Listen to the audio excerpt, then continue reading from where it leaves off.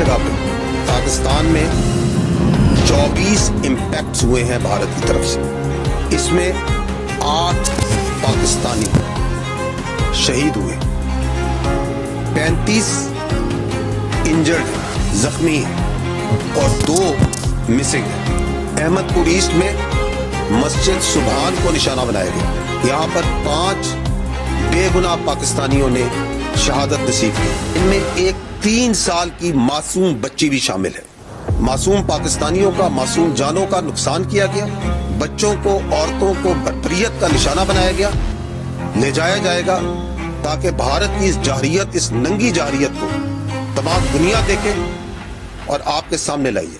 مئی 2025 کو جنوبی ایشیا کو بھارت اور پاکستان کے درمیان کئی دہائیوں سے جاری تنازع میں ڈرامائی طور پر اضافے کا سامنا کرنا پڑا. بھارت نے آپریشن سندور شروع کیا, فضائی حملوں اور میزائل حملوں کا ایک سلسلہ جس میں پاکستان اور پاکستان کے زیر انتظام کشمیر میں 9 مقامات کو نشانہ بنایا گیا. یہ فوجی کارروائی 22 اپریل 2025 کو ہندوستان کے زیر انتظام کشمیر کے پہلگام میں ایک تباہ کن دہشت گردانہ حملے کا جواب تھا, جس کے بارے میں ہم نے یہ ویڈیو بنا کر رکھی ہوئی ہے. پہلگام حملے کے بارے میں تو آپ ضرور دیکھیے گا, جس میں 26 شہری ہلاک ہوئے, جن میں سے زیادہ تر وزٹر تھے. اس حملے نے بھارت کو جھٹکا دیا, نیوکلیئر ویپن سے لیس 2 پڑوسیوں کے درمیان تناؤ کو دوبارہ بڑھایا اور جنگ کا خدشہ پیدا کیا. پہلگام حملہ عام شہریوں پر ایک وحشیانہ حملہ تھا.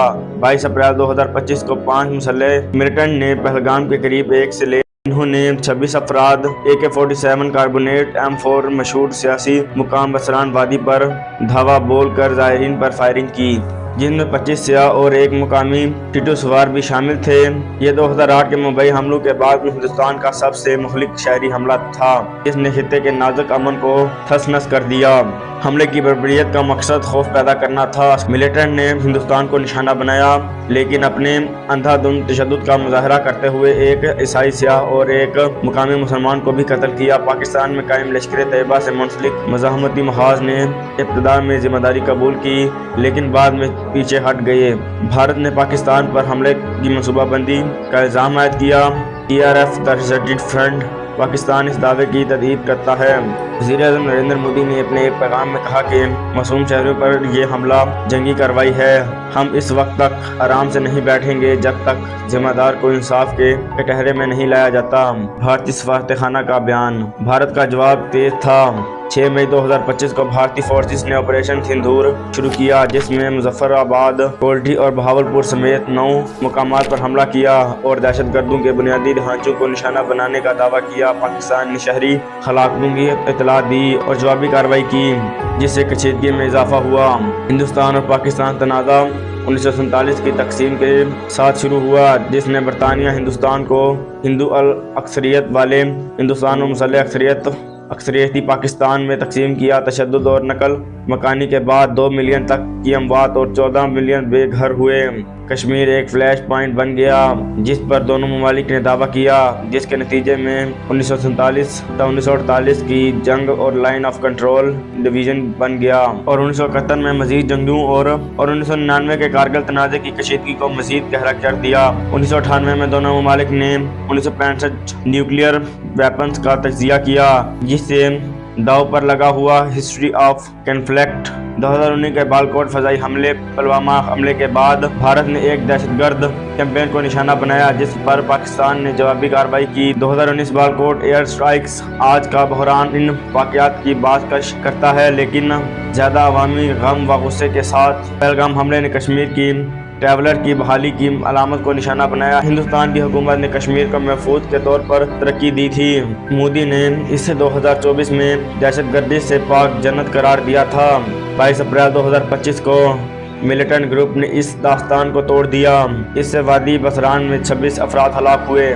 حملے کی فوٹیج جیسا کہ آپ کے پہلگام حملے کی ویڈیوز میں دیکھا گیا ہے, دہشت گردی فائرنگ, افراتفری اور تباہی کو قید کرتا ہے. ملیٹنٹ گروپ کی درستگی اور جدید ہتھیاروں نے حفاظتی خلا کو بے نقاب کر دیا, جس سے ہندوستان کی سیاحت کی کوشش تباہ ہوئی.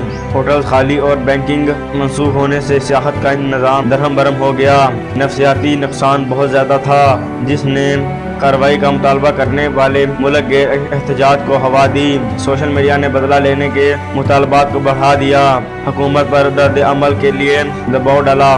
मई 2025 को भारत ने ऑपरेशन सिंदूर शुरू किया, जिसमें मुजफ्फराबाद, कोल्टी और भावलपुर समेत 9 मुकामात पर 24 हमले शामिल थे। भारत ने दहशतगर्दों के कैंपों पर दुरुस्त हमलों का दावा किया, जिसमें 70 से ज़्यादा मिलिटेंट हलाक और 60 जख्मी हुए।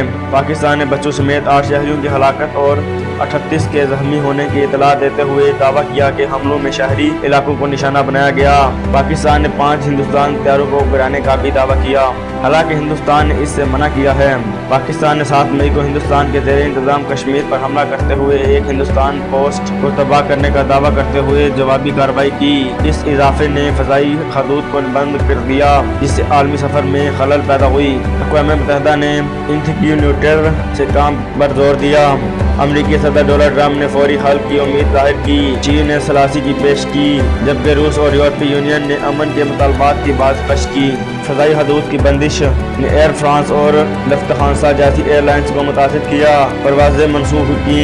आलमी असरात बहरान की शिद्दत को वाज़ेह किया। दोनों ममालिक की रवायती और न्यूक्लियर सलाहतें बढ़ने को ख़तरनाक बनाती हैं। गलत हिसाब किताब बढ़ सकता है। मोदी और शहबाज शरीफ को महफूज दिखाई देने के लिए घरेलू दबाव का सामना है। कशीदगी में कमी को पेचीदा बना रहा है। पाकिस्तान में शहरियों के हलाकों की तादाद में इजाफा हुआ। फौजियों और सरहदी बशिंदों को मुसलसल खतरात का सामना है। क्रॉस फायर में फंसे कश्मीर के लोग अमन के लिए रसते हुए नस्लों से जारी तनाज़े को बर्दाश्त कर रहे हैं। क्या भारत और पाकिस्तान मुज़ाकरात का इंतखाब करेंगे या तबाही? सफारतकारी के लिए हिम्मत की ज़रूरत होती है, लेकिन ये अमन का वाहिद रास्ता है। इंसानी कहानियाँ नुकसान और उम्मीद हमें याद दिलाती हैं कि अमन क्यों अहमियत रखता है। भारत, पाकिस्तान और कश्मीर के लिए अमन जंग के काबिल है। आप की टेबल देख सकते हैं, जिसमें हमले दिखाए गए हैं जो कि 2025 में भारत और पाकिस्तान के दरमियान हुए हैं। हमारी वीडियो आज यहीं ख़त्म होती है। आप पहलगाम हमले वाली वीडियो ज़रूर देखिएगा, जो कि आपको यहाँ पर दिख जाएगी। और मज़ीद वीडियोज़ देखने के लिए चैनल को सब्सक्राइब ज़रूर करिएगा, क्योंकि इससे हमें हिम्मत मिलती है।